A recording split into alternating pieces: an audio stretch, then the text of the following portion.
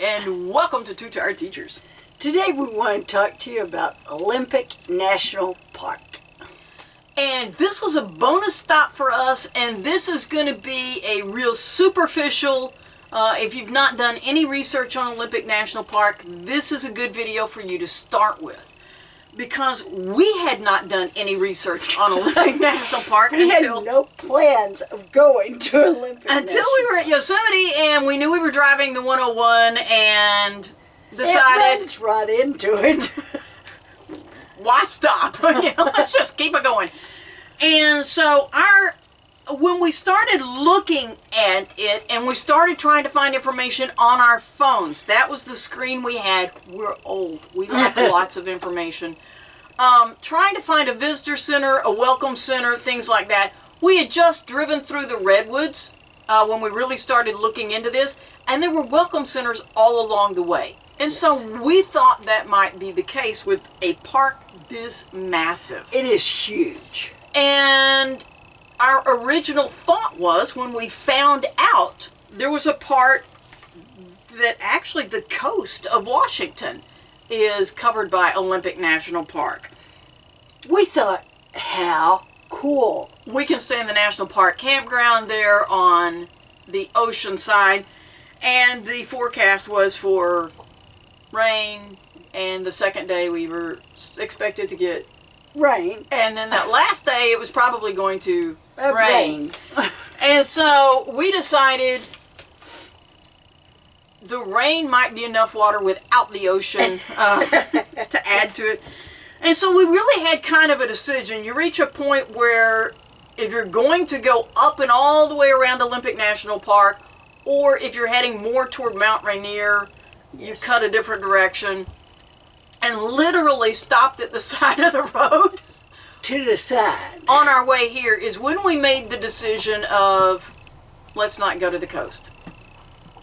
And so, and that was another thing, is some of the campgrounds that are in here, what we were seeing on like Campendium or RV Parky or Free Roam, whatever we were looking at, those are small campgrounds. Those are designed for tents, things like that.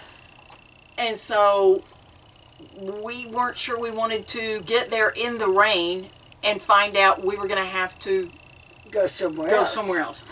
And so we ended up in Shelton, Washington, just because there was a casino parking lot. And we've done a video about that. It should be uploaded shortly. Watch to see our reasoning for that. But when we finally got here and stopped and started, everything was saying Port Angeles is the visitor center. Yes. Well, Port Angeles, let me just kind of give you a... Port Angeles is up in this area. We're staying right down in here. And so, we kind of, our philosophy is, we're here, we may never be back here. Even though it's going to be a 2-hour drive. Or more. Two, about it. Yeah. Let's go. We're here. And so, what a wise decision. I want to warn you, because I'm honestly glad we weren't towing. I don't know about all of the 101 around Olympic National Park, but I will tell you this east side, and I'll hopefully show that better on the camera there. That east side, there are signs all the way on the 101 that say if you have 5 cars behind you, you must use a pullout. It's illegal to do otherwise. It's illegal to not use a pullout. Some of those pullouts were not big enough for anything other than a car. And so I'm kind of glad we didn't tow all the way around it. I'm very glad. We could have made it, but I don't think we could have made it where we wanted to go. Anyway, no. So we got all the way around to the visitor center, and I'm not sure what we were expecting other than the visitor center. And an amazing visitor center. It is a National Park Visitor Center. They had some really cool stuff. There's a tree in there that shows like all the way back, like the founding of the country. And this was a pine. It was a Douglas fir. I don't know. Anyway, look at the video that I have on there because that's going to show you. But they had some really cool stuff, some paw prints, etc. And this park was established in 1938. And so they had some really, really neat stuff. And then they had a live stream of the different areas of the park. There are a couple of rainforests in this national park. There's hot springs in this national park. There's beach, and the beach did look rainy and wet. And then they had Hurricane Ridge. We didn't know what Hurricane Ridge. I saw Hurricane Ridge listed on stuff. I assumed it was on the coast. I was wrong. And I heard a man ask the ranger, "Is it open today?" And he said, "Yes, they just opened it about an hour ago." And so I look, and all I see is white. I'm like, yes. Okay. Where is that? And he said, "You go right out here and turn right." And I said, "How far?" And he said, "How long does it take?" And he said, "It's 17 miles. It takes about 45 minutes to get up there." Well, we'd been seeing these snow-capped mountains all the way. They were beautiful. Trying to get pictures, but we couldn't because the clouds and trees and things getting in our way. And once again, we're from Central Texas. Snow-capped mountains are not anything that are anywhere near us. And so we had been looking at these snow-capped mountains, and we were just like, okay. I mean, not just the caps. There was way on down. And so I told Marlena, the guy says, "This is open, let's go." And so we start driving, and it is a nice paved road, 2 lanes and everything. And we start driving up it, and you're going to see, I'm not going to show you all the video we took because every time we got a glimpse of a snow-capped mountain, we're like, "Oh wait, let's stop and take a picture. Get the camera." And so we finally get up to, we're passing snow plows that, are in the pull-offs that they've used to clear the roads and stuff.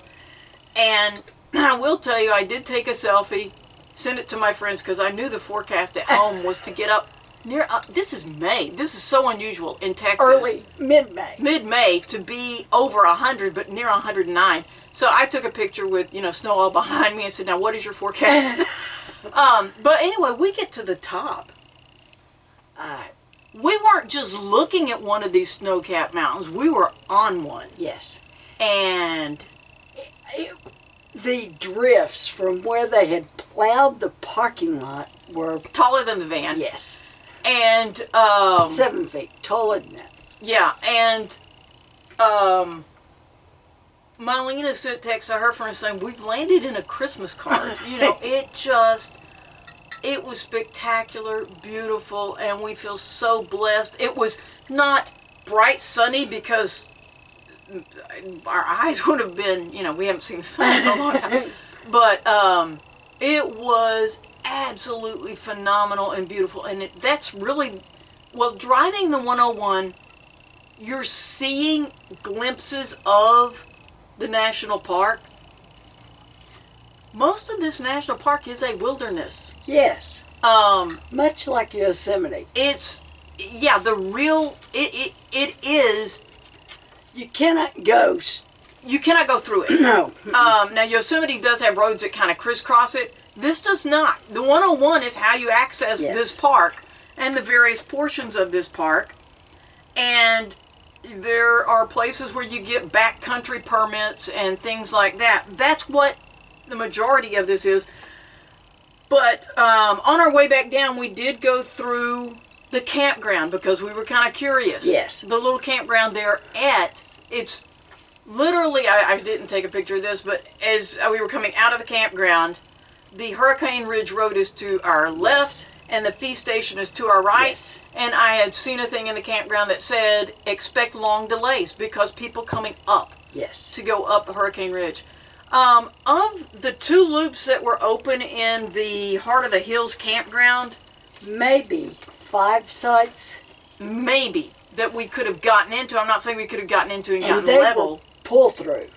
And because it's so early in the season, there were a few of those that were actually even open and available.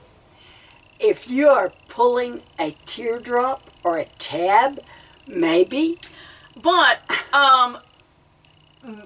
there were some of these where there were tent campers and their car completely filled the parking area.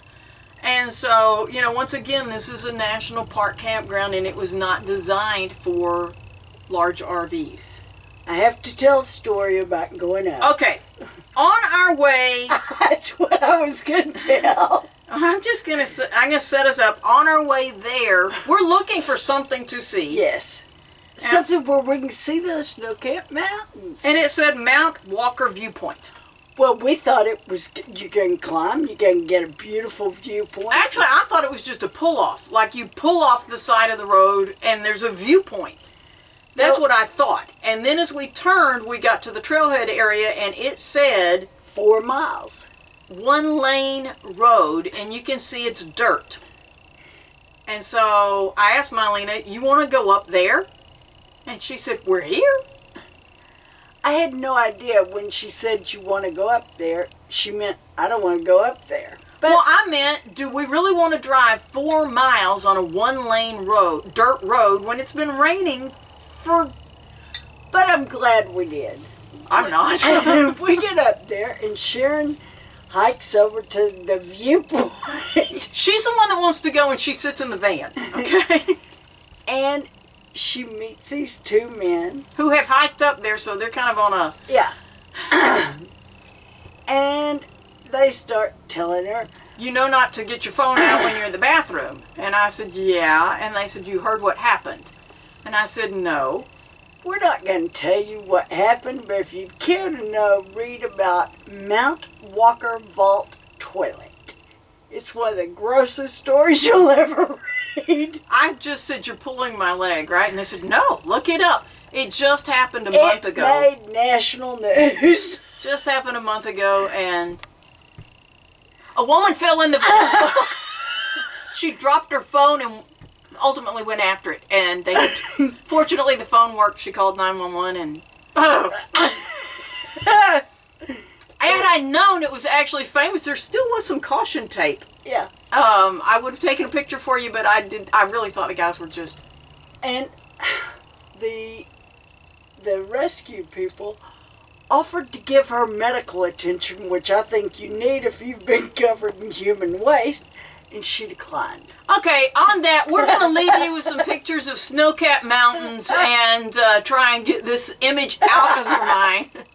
But anyway, that was part of our adventure in going to Olympic National Park. And we learned something. And I will say that all of the information that we've gotten from Olympic National Park, their big deal is be flexible, because this is a wilderness and conditions are constantly changing, and while you may plan on visiting one area, it may be closed for whatever reason and you have to go to a different area. So we feel very blessed and fortunate that we were able to get to the part that we did. So, thanks for watching 2 Tired Teachers. And clean.